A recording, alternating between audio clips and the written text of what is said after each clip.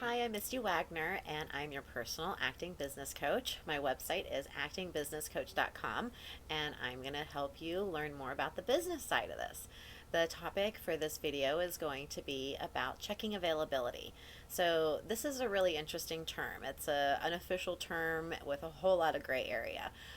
As an agency, we get these calls from clients constantly saying, okay, we want to see, so and so and so and so, but only check their availability. They're not booked yet. And a lot of times you've actually auditioned for the job as well. So you've already auditioned, had the shoot dates in mind, went to even callback sometimes, and still they're like calling us saying check their availability. So this kind of is like a slight hold, if you will, but not really an official, again, hold position. So essentially what happens is they're looking at casting you and somebody else and a few other people, and they're not quite sure who they want yet, so they're on the fence and they're not ready to lock it in, but they want to make sure they've not lost you yet and that you're still around available.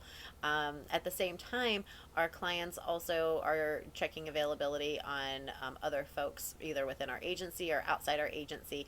And sometimes we're filling up coliseums, concert venues, race car, fans. So there could be like 40, 50, 60 people sometimes we're checking availability on. And the way it works in our industry, when your agent calls and checks your availability, we only contact you later once you book. It's kind of no different than when you go to a callback. We don't contact you after a callback to say, oh, by the way, you didn't get it. We only contact you when you do get it.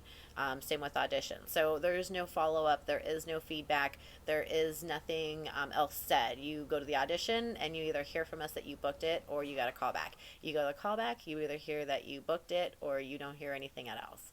And same with check availability. So we're going to check your availability once again, or just flat out like new information. Brand new call, we submitted you, client's interested, we're checking your availability. So we want to make sure that you're available the dates that we're talking about. It could be a 2, 3-day, 4-day, 5-day window, and we want you to kind of leave them open. So hopefully you have no conflicts. Try not to make any appointments or anything that you can't like reschedule, and there's no big deal there. If at any point something does come up in your world and you need to reach back out to us in that process to check and see what happened with that, feel free to.